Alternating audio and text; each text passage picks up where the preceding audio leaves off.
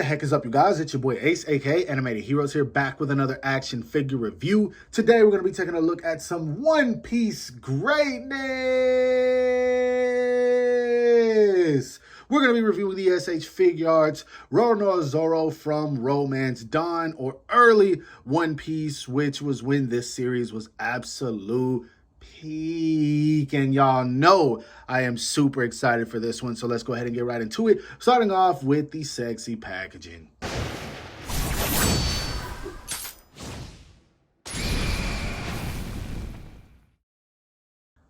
Now, the box is cool, nothing out of the ordinary. In fact, it's pretty much the same thing we've been getting with most of the One Piece line, with a color difference and, of course, obvious different images reviewing a different figure or showcasing a different figure. As you can see, we got the window where you can see the figure. It says One Piece, Roronoa Zoro. We got images of him along the sides right here, showing off some of the expressions mostly. Roronoa Zoro at the bottom. You got Tamashii Nations, Bandai, all that good stuff. Nothing much at the top. Image on the bottom. Dope image on this side right here. And then, of course, on the back, some poses you can get the figure into, as well as a bunch of stuff that actually I surprisingly can read because they translated it. I just noticed that.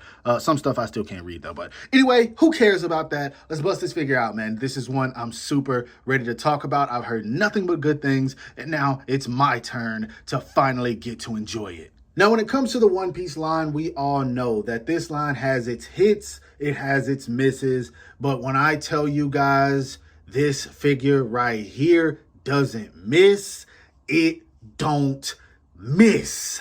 This right here is exactly what I was hoping it would be, man. And while it's not perfect, it is a major step up from the very first SH Figuarts Zoro we got, which in my opinion is still to date the worst figure in the line. I hate to say that because I love Zoro, but this right here makes me feel so much better, man. And it just goes to show the One Piece line is heading in the right direction. I feel like I've been saying that at least since the release of the SH Figuarts Ace, but we all know this line has its inconsistencies, and I'm just truly happy to have this figure. Yo, man, this right here is everything. This is peak One Piece to me. I'm sorry to the true fans, but I feel like One Piece will never be as good as it was pre-time skip. It was just so much more enjoyable to me. Comment below if you feel the same way. But anyway, I'm getting ahead of myself and discussing things that don't even matter. Let's go ahead and take a closer look at this guy so we can examine some of those fine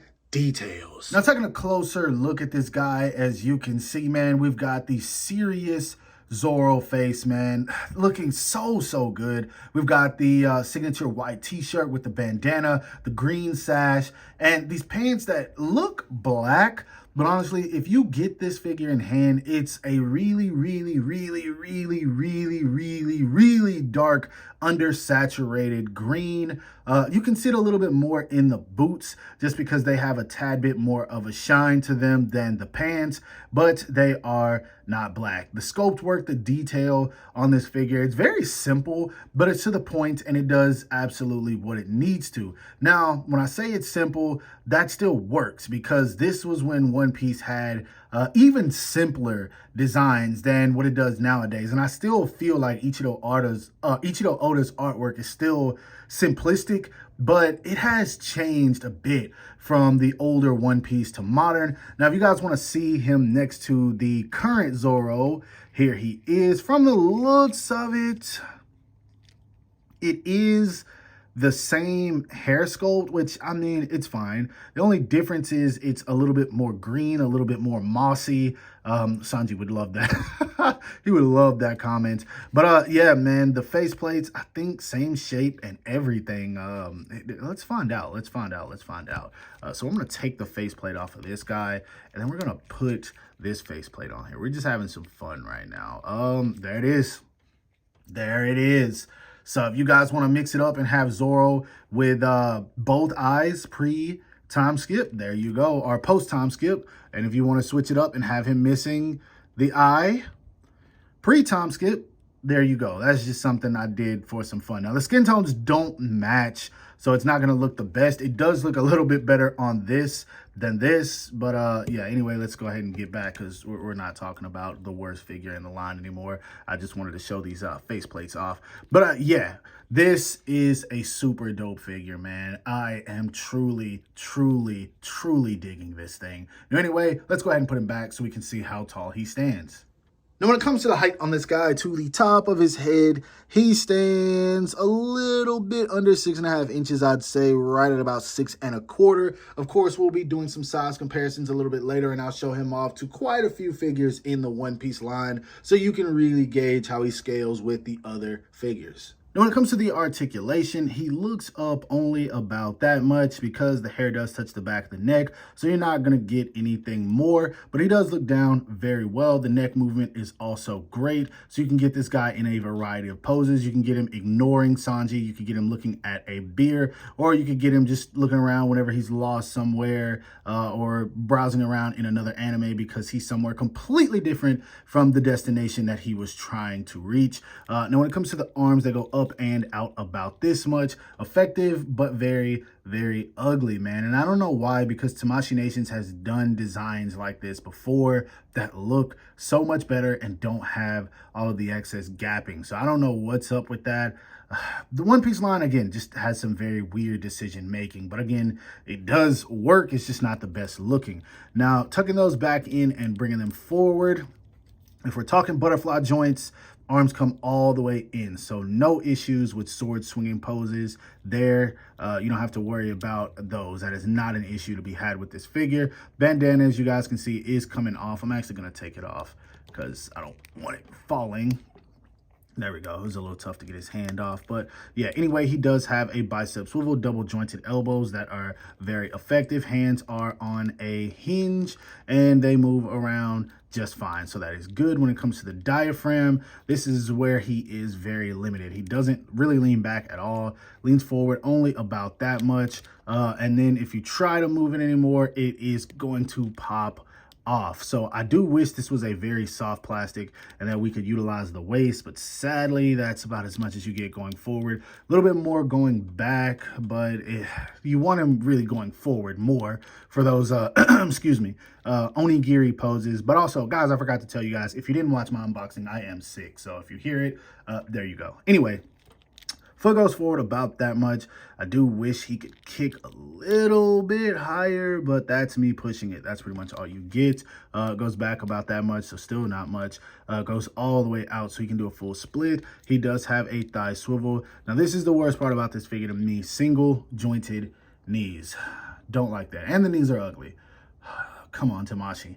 I've been talking about their knees on their figures a lot lately. They gotta do better than this. This is not good. Single jointed knees on a Zoro figure. Now, you get plenty of range, but it could be better, man. $60 figure. Tamashii Nations, why are we going backwards? Stop that. Anyway, when it comes to the boot, you do have a boot swivel right there. It looks invisible, but it is there. So yeah, you can get it to swivel. Foot goes down about that much, up about that much. Really good ankle rocker and really good toe hinge. So articulation wise, he works well. It's just single jointed knees. Come on, man. We don't need to be doing that. Now, when it comes to accessories, you get quite a few, not a whole lot, but I definitely think that you get enough. First off, he comes out of the package with a neutral head sculpt and a pair of fist hands. Now, I'm going to count this bandana piece right here as an extra accessory because it can be removed, but well, that's up to you if you guys want to count that, but I'm going to count it as one. Anyway, he does come with 4 alternate facial expressions. He comes with one where he is laughing, happy. He's clearly holding a beer at this point in time or just goofing off with Luffy. This is one where he's definitely angry at Luffy, and I'm so glad they included this, man. I used to love when they would make these facial expressions. Then he does come with one where he has his bandana on. This is for when he has the blade in his mouth, obviously, and he's getting ready to throw down. And then he comes with an interchangeable one where he is grinning. Obviously, this is for when he has the bandana on, and all you do is, if I can do it on camera, yeah, you just pop the faceplate out like so, and then you pop in the other one, and then there you go. You got two different expressions for when he has on the bandana, so I love that. You do also get an alternate facial expression for Luffy. I don't remember this scene, but I'm pretty sure this is probably when he was hungry or just making an outright bad decision. Now, he comes with several sets of hands, a pair of slightly relaxed, reaching, grabbing hands, a pair of sheath-holding hands, then a pair of sword-holding hands. I couldn't think of the word for a second. Speaking of swords, he comes with two regular katanas. This is before he got any of his signature blades, other than the Wado Ichimonji, I believe is what this one was called, which was passed down to him after his friend passed away. R.I.P. to her, man. She was such a dope character, even though she was short-lived. This is the katana that goes in his mouth, basically. And if you want to plug that one in, I don't know if you guys can see it. There's a small little slit on the handle, and all you do is basically tuck it in, and then there you go. He's got the blade in his mouth. So let's move that to the side so you guys can see it a little better. So there you go. That is super dope. And then, of course, he does come with this right here, which is just all of his swords when they are pegged onto his waist. And I say peg because you literally peg them onto the waist. And then whenever you want them removed, you just pop them out from the sheath. So you do it. I'm doing everything on camera today. It's unlike me. But yeah, you just peg it on like that. And that is super duper dope, man. So much easier than the first release. Now, the only issue I have with this figure and its accessories are this bandana right here. Because if you look at this, dark green bandana, white t-shirt. Now, with the original release, this was actually two separate pieces, but this time around, it is not. Basically, you just slide it up over the sleeve. Now, as of right now, I don't see any paint rub, but I do feel like that is a potential issue for the future. Hopefully, I'm wrong, crossing my fingers on that one. But I really feel like that could turn into a paint rub issue when it comes to this shirt. So I do wish they would have given us an extra interchangeable shoulder where this bandana was just permanently attached. That would have made things a little easier or a little more comfortable for me, I'll say. But either way, plenty of accessories. Obviously, I could always wish for more, but I'm fine with this. And now, just in case you guys want to see him and Luffy goofing off, here they are. You can see we've got the comedic facial expressions placed on both of them. And just looking at these two side by side brings back so much freaking nostalgia, man. Ichiro Oda really hit a home run with the creation of One Piece, man. This makes me so happy. And a mistake that I realized I made as I was putting up the accessories before getting ready to do the size comparisons was when I showcased the head and bandana combo. So I just put the head in there and I forgot to attach this piece right here. Like, this is supposed to go together and then you peg on the bandana. So I legit didn't even have the back hairpiece on or the peg for the neck. So my bad. But yeah, hey, I corrected it in this video. So no need to correct me in the comment section.